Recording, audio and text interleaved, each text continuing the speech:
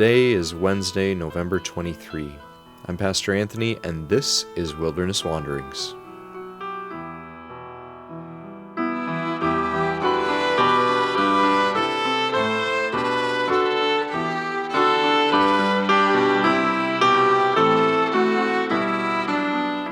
Today our text comes from Numbers 24.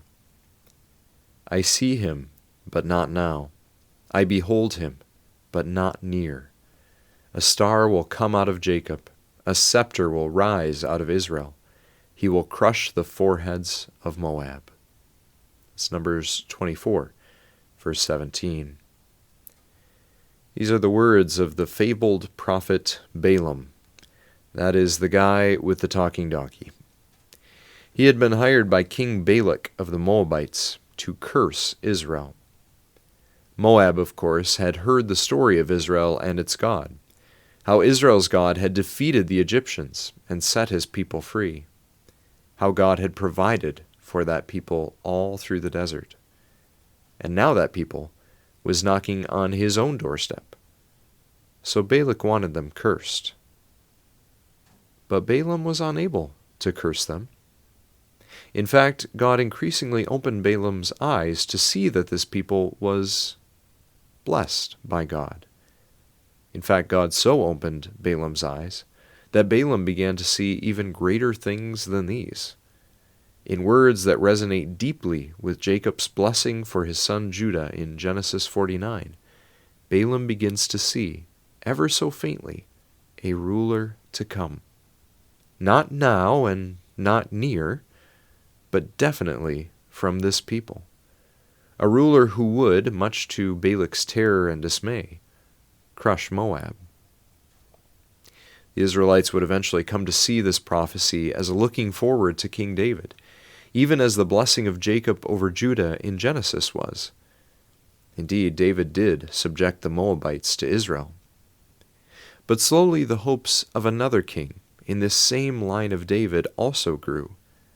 Hopes of a Messiah and Savior of Israel who would rule with the kind of perfect justice and righteousness that the Scriptures had always envisioned, but which no king had ever yet lived, fallen, sinful, and human as they are. So Balaam's distant vision began to take on more weight. Some other pagan magicians from foreign nations, like Balaam was, would eventually see the star of this king rise.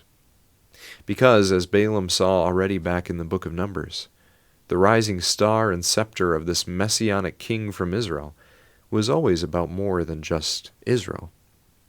This rising ruler would be visible to the nations, would have an impact on the nations. But just how would he crush his enemies? Just how would he rule?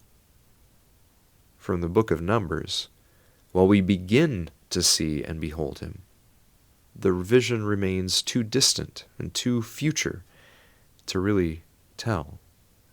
For that, we need to journey further on into the Scriptures that prepare the way of the Lord.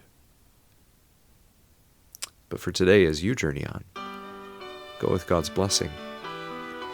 May the peace of the Lord Christ go with you, wherever he may send you. May he guide you through the wilderness and protect you through the storm. May he bring you home rejoicing at the wonders he has shown you. May he bring you home rejoicing once again into our doors.